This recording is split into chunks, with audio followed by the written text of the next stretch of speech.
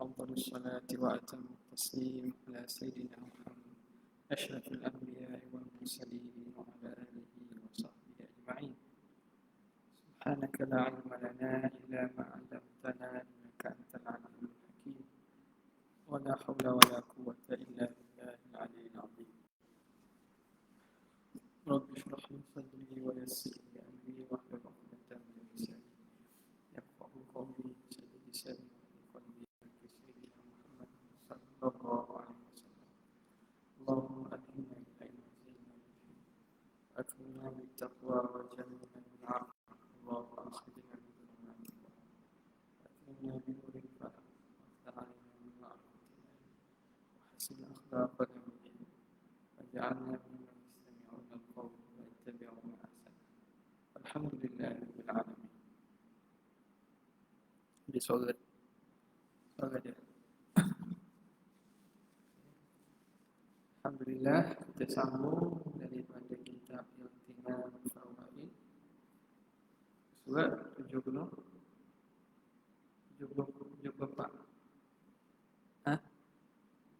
75. Kan?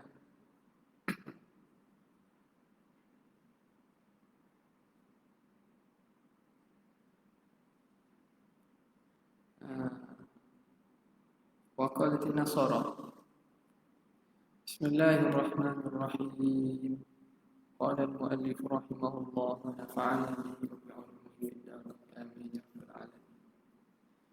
وقالت النصارى, dan telah berkata Nasara. Ini berkaitan apa ni?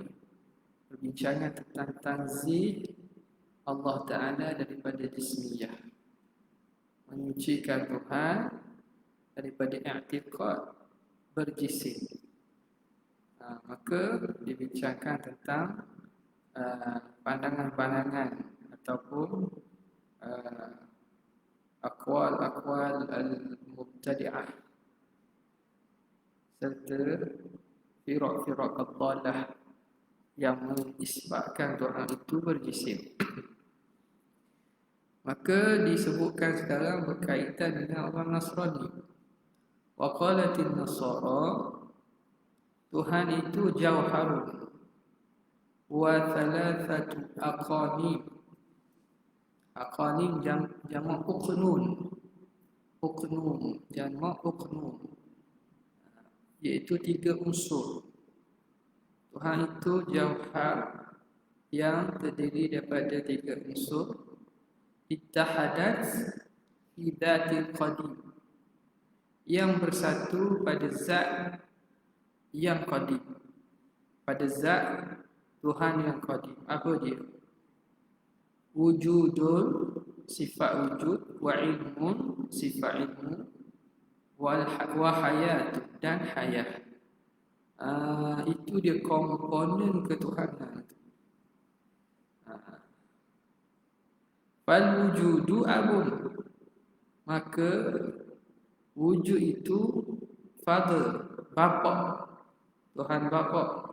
Wal ilmu huwa ibnun, al ilmu ibnu, anak. Wa huwa al masih, iaitu Masih Yesus. Wal hayatu ruhul kudus, hayat itu ialah ruhul kudus.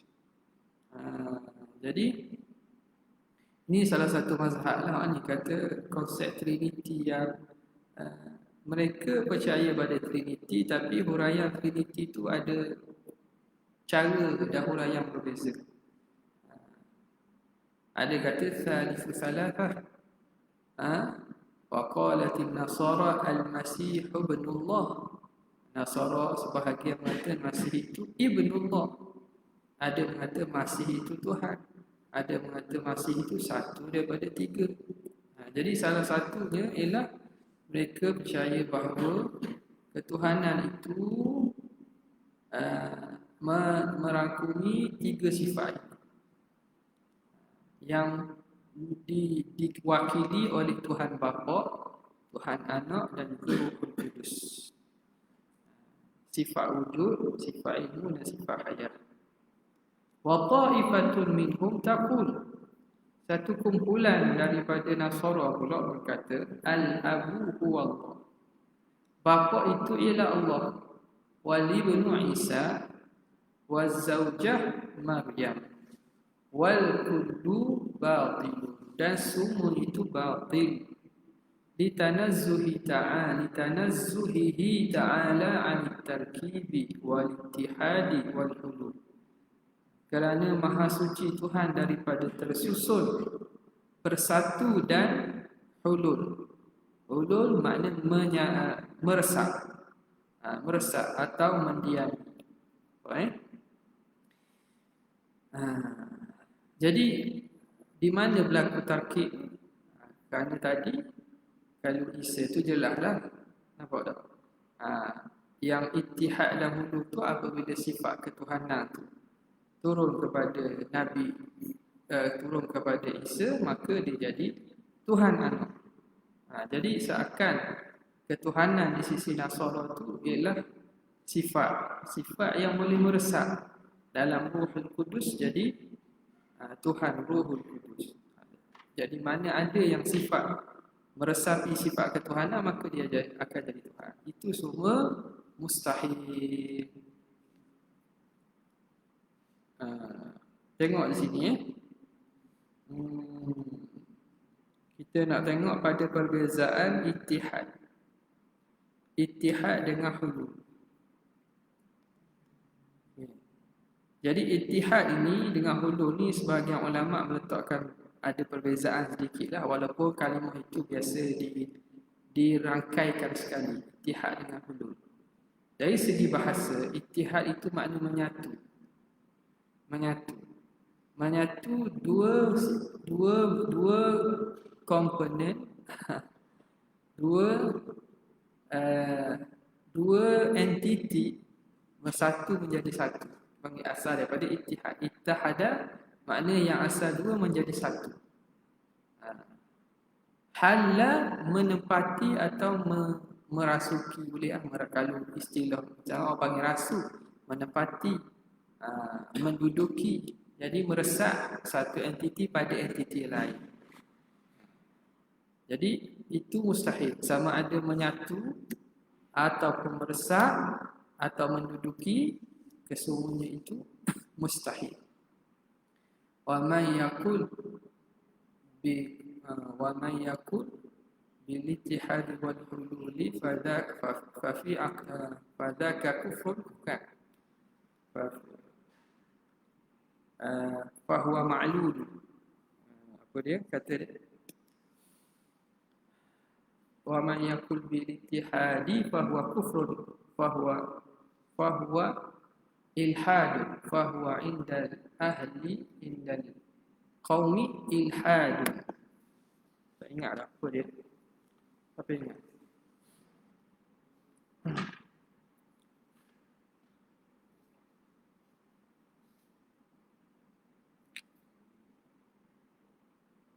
Wa man yakul fa aqluhu ma'lul, gitu ke? Wa man yakul wa man qala bil hulul wa man qala bil hulul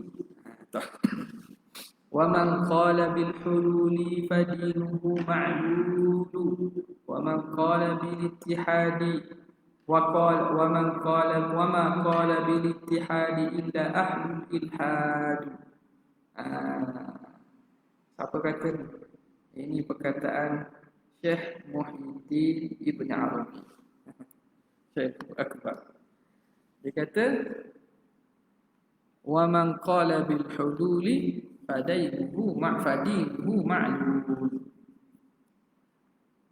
Wa man qala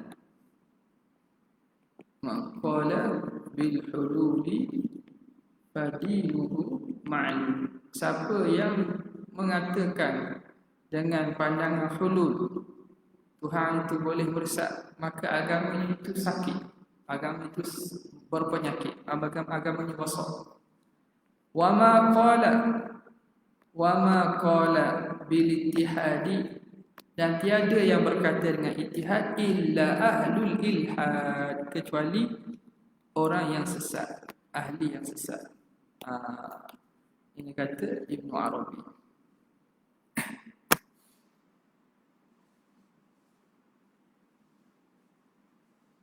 Kemudian kata dia, kata rahimahullah, apa lagi? Wa qad qamatin nususu al-qati'atu, dan sungguhnya telah berkata, telah tegaknya, telah tertegaknya dalil-dalil nas yang putus ala butlanihi, di atas batilnya, sesatnya pandangan yang mengatakan Tuhan berjisim, ma'a syahadatil aqli, dengan disaksikan oleh akal, bintifaihi, dengan ternafinya, mustahil Allah itu berjisim. Wa qawluhum la yaquluna bi ta'addudil qudama'i mardudun alaihim.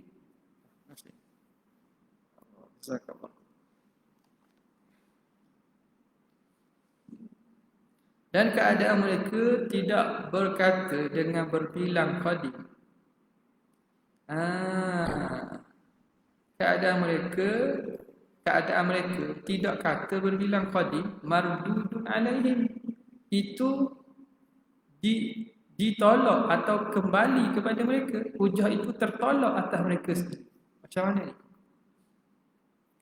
Mereka yang mengatakan Tuhan itu satu, tapi satu yang berjisim. Ada jisim, ada bersegmen-segmen, ada bahagian-bahagian, tapi dia tak satu. Jadi mereka kata, kami tak kata berbilang qadim. Qadim tetap satu. Qadim tetap satu. Jadi pandangan itu sebenarnya menjadi hujah ke atas mereka, mardudun alaihi, tertolak atas mereka sendiri. Kenapa? Li'annahu lazimun min da'wahum, kerana ta'addudul qadim itu lazim daripada dakwaan mereka. Dakwaan mereka bahawa Tuhan itu berjisim, ada anggota melazimi bahawa setiap anggota itu qadim. Maka berbilang jugalah qadim, bukan satu saja yang qadim. Kalau Tuhan itu terdiri daripada beberapa segmen-segmen atau unsur-unsur, maka setiap unsur itu qadim, maka berbilang qadim lah. Walaupun mereka kata, kami tak kata berbilang qadim kerana tetap satu. Betul lah tetap satu, tapi perkataan kamu mengatakan berjisim, ada anggota, ada bahagian segmen itu melazimi bahawa berbilang juga qadim. Nampak? Wa amma taba'iyyatu wal aflakiyatu wa nahwuhum, adapun golongan taba'iyyah yang percaya bahawa tabiat inilah yang berlaku segala itu dengan cara tabiat, bukan dengan perbuatan Tuhan. Wal aflakiyah, golongan yang menyatakan bahawa perkara itu berlaku dengan ketentuan dan juga apa yang berlaku di falak, zodiak. Berapa berlaku dengan ketentuan falak-falak dan bintang di langit. Beza antara ilmu astronomi dengan astrologi, ilmu falak dengan ilmu nujum. Bezalah. Jangan kita kata sama pula. Jadi aflakiyah, bahawa sesuatu tu terhasil dengan ketentuan falak. Dia yang memberi kesan, bukan Allah Ta'ala. Bukan Allah Ta'ala. Wa nahwuhum, dan itu golongan tu lah. Ni zaman-zaman dulu je lah. Tengok bintang ni, ni esoknya hujan. Kan Nabi kata, man qala mutirna binau'i kadza wa nau'i kadza, siapa yang kata hujan ni sebab ada bintang naik, maka orang ni telah kufur dengan apa yang didatangkan oleh Nabi Muhammad. Itu golongan tanjim tu. Nampak? Dia menyebabkan orang itu tidak tawakal dan tidak kepercayaan penuh kepada Tuhan. Dan bila keadaan gitu, orang akan jadi tak bergantung kepada tu, bergantung kepada petunjuk langit lah. Okey. Wal aflakiyah wa nahwuhum fa burhanu hudutsil alami. Maka dalilnya ialah dalil hudutsil alam. Wa naqsihi, dan kekurangan alam. Cara menolaknya itu wa huwa dusturu raddi alaihi, itu dia dustur, asas dan kita kata panduan untuk menolak mereka. Jadi golongan ini senang. Golongan ini hujahnya ialah kita datangkan burhan hudutsil alam, dalil bahawa alam, wa naqsihi, dalil alam itu kurang, alam itu lemah. Itu cara untuk rak mereka. Wanzur dzalika fil mutawwalat. Maka kamu lihatlah demikianlah kitab yang panjang. Wa qala ba'du wa qad qala ba'dul hukama. Sungguhnya telah berkata sebahagian daripada al-hukama. Ada ustaz, saya pergi kata gemuk. Dengar tak? Gemuk yang mengganggu ke tak?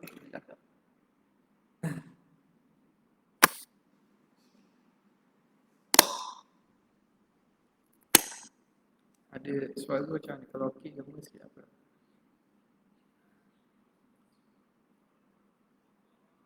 Okey. Gemuk sangat. Boleh kot Okey. Maka telah berkata sebahagian hukama, orang-orang bijak pandai, dia kata apa? Ya'lamu anna al-aqla yatlubu idrakal asya'i min haythu ilaluha. Ketahui oleh kamu, akal itu dia menuntut idrak asya', memahami sesuatu, reti tentang sesuatu dari aspek illah, sebab dia. Kita akal ini dia akan berfikir mencari sesuatu aspek kenapa, illah dia, bagaimana, apa sebab. Wal wahma yatlubu idrakal asya'i min haitsu suwaruha. Waham ni gambaran, khayalan, gambaran akal. Waham tu makna gambaran akal kita menuntut memaham sesuatu dari suar, gambaran dia. Jadi kalau kita tengok sesuatu, kita khayal, itu berlaku dalam waham kita. Jadi tugas waham ni, dia faham sesuatu dari segi gambaran, rupanya macam mana, bentuk dia macam mana. Wal hissu yatlubu idrakal asya'i min haythul ihatatu biha. Dan his, panca indera, menuntut reti faham sesuatu dari segi ihatah, meliputi dengannya. Itu tugas panca indera. Panca indera kita, dia faham kok cara ihatah, meliputi dan meratai. Kita tengok, kita nampak. Mari kok cara pendengaran, kok rasa, cara ihatah. Wallahu ta'ala laysa bi'illatin fayudrikuhul aqlu. Maka dan Allah Ta'ala bukanlah yang mempunyai illah, maka dapat dicapai oleh akal. Wala bi suratin fayudrikuhul wahmu, dan bukanlah yang mempunyai rupa lalu dapat dicapai dengan waham dan khayalan. Wala bi jihatin fayudrikuhul hissu, dan bukanlah dia pada jihah dan arah sehingga dapat dihenti oleh panca indera. Jadi tak mampu akal, waham, khayalan kita dan panca indera memahami dan mengetahui hakikat Tuhan. Kerana Tuhan bukan yang mempunyai illah, ataupun yang mempunyai surah, ataupun yang mempunyai jihad. Jadi akal tu, dia bincang akal ni, dia reti nak tak faham sesuatu dari aspek illah dia. Waham, faham melalui surah rupa dia. His, dari segi meliputi sesuatu. Intaha wa huwa sahihun madih. Katanya ini kalam yang betul dan juga comel, malih. Malih ni jamil, gamil. Tak? Malih. Cik bahasa Dr. Mang sebut malih. Mesti sebut kau. Malih. Malih. Kata Mesir tak? Malih. Maknanya comel sangat. Qala radhiyallahu ta'ala anhu, kata Imam Ghazali lagi. Wa annahu la yumathilul ajsama, dan bahawa Tuhan tidak menyamai akan jisim-jisim. La fi taqdir, tidak pada kadar, iaitu di kadar dan ada hadnya. Wala fi qabulil inqisam, dan tidak pada menerima bahagi. Tuhan tak sama dengan jisim, tak pada hadkan kadarnya dan tidak pada menerima bahagi. Qultu, kata aku, li anna taqdira, kerana takdir itu, kadar itu, had itu, lazim tanahi, lazim melaziminya apa dia? Oleh tanahi, berkesudahan. Sesuatu yang ada kadar, ada had, makna ada sudah lah.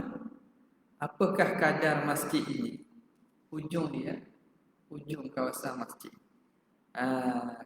Jadi sesuatu yang ada takdir, ada ukuran, ada sukatan, dia ada penghujung tanahi. Wa qabulul inqisami kadzalika, dan menerima bahagi pun demikianlah. Lazim ada kesudahan. Bila boleh bahagi, makna ada sudah, ada akhir. Wa huma hadithan, dan kedua-duanya bahagia.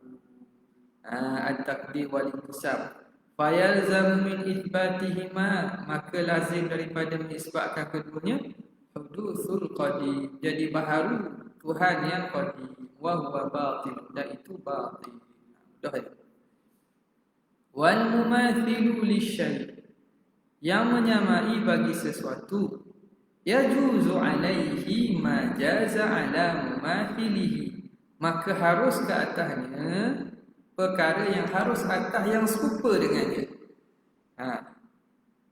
Perkara yang menyerupai sesuatu harus ke atas perkara itu, alaihi ala mumathil ma jaza ala mumathilihi, ai asyai'. A kita kata sama dengan B. A kita kata sama dengan B. A mumathil, menyamai B. Jadi B ni apakah sifat yang harus baginya? Sifat yang harus baginya 1, 2 contohnya lah. Maka apa yang bila kata A sama dengan B, apa yang harus bagi B juga harus bagi A. Ada 1, ada 2. Kan kata sama kan? Falau jazat mumathalatuhu lil ajsami, kalaulah harus menyamai Tuhan bagi segala jisim, la jaza alaihi al-adam wal fana, nescaya harus ke atas Tuhan tu ketiadaan dan musnah, fana. Kama jaza alaihima, sebagaimana harus ke atasnya, ke atas jisim. Kama jaza alaiha. Molek ni kama jaza, ada alih. Kama jaza al-mazkur ataupun kama jaza, iaitu kembali pada al-adam al-fana. Ada nuskah beza ke? Tak ada. Kama jaza al-adam wal-fana'u 'alaiha 'ala al-ajsam. Lau jaza apa? Tapi tak apalah, boleh lah. Kalau tak alih tu jelaslah. Dhamir jaza tu kembali kepada al-adam wal-fana'. Kalau tidak, mana al-mazkur lah. Sebagaimana harus ke atasnya apa? Oleh yang tersebut daripada adam dan juga fana. Kalau jisim tu harus ketiadaan dan harus fana. Kalau Tuhan sama dengan jisim tu, apa harus ketiadaan dan harus fana.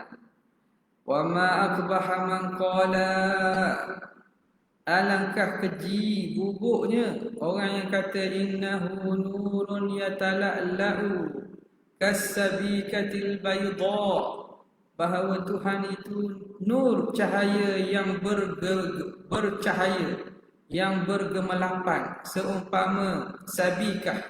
Sabikah ni makna kepingan. Kepingan berwarna putih. Sabikah. Sabikah ni kalau zahab mah, kalau mah pink tu. Tu zahab. zahab sabikah makfi. Jadi Tuhan ni umpama Tuhan ini cahaya. Kan Tuhan umpama cahaya, Tuhan tu cahaya dah. Tuhan tu cahaya dah, bercahaya umpama kepingan warna putih. Bercahaya. Berapa ukurannya? Tulu sab'atu ashbar. Panjangnya 7 shibrin, 7 dekat. Dekat ni. 7 dekat. Bishibri nafsihi, dengan sukatan dekat diri dia. Itu apa dekat? Cukup. 1 2 3 4 5 6 7 juga dah masuk kepala.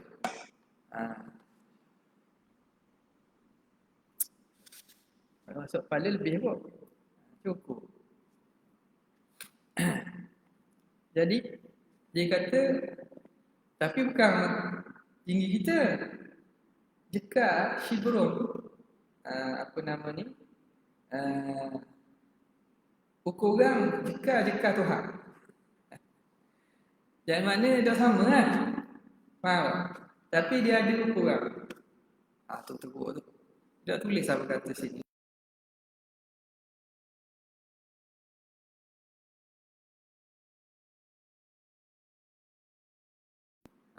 Yang menyatakan Tuhan tu Syab Amrod. Dia umpama orang lelaki yang perawan, lelaki yang tidak berjanggut. Panjangnya berapa? Macam mana ada. Itu semua golongan-golongan musyabbihat. Bila duduk atas arah, dia menyebabkan arah itu berbunyi. Lahu atitun. Atit bunyi. Sebab apa? Min siqalihi, kerana Tuhan tu berat. Sampai bunyi. Jadi itu semua kalam-kalam yang keji. Nisbah kepada Tuhan. Wa kadza man qala, demikianlah orang yang berkata innahu ala suratin insan, atas surati insanin syabik, manusia lelaki pemuda, amrada, yang amrad. Yang amrad ni tak tumbuh janggut Ja'din. Orang panggil dia ni tak termak jambu tu. Istilah apa adalah amrad. Istilah apa orang muda? Istilah apa? Amrad orang kira.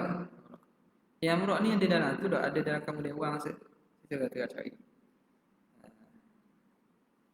Okey. Jambu Jadi yang tidak tumbuh janggut lah Ja'din qatatin. Jamak kitab tu kucing. Ja'din rambut kerinting. Ja'din qatat ni kerinting yang sangat kerinting. Au syaikhin ashmatin, ataupun syekh yang tua. Ashmat ni makna rambut berubah rambut. Ada kau kata gitu.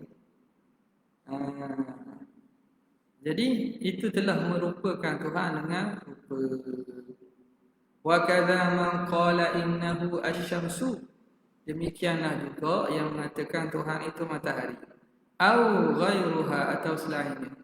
Ta'ala amma yaquluna 'uluwan kabira. Maha suci Allah daripada apa yang mereka kata setinggi-tingginya dan sesuci-sucinya. Nampak tak? Jadi benda zaman sekarang tak pelik lah. Tubuhnya ajaran-ajaran sesat ni macam-macam yang kita tak sangka.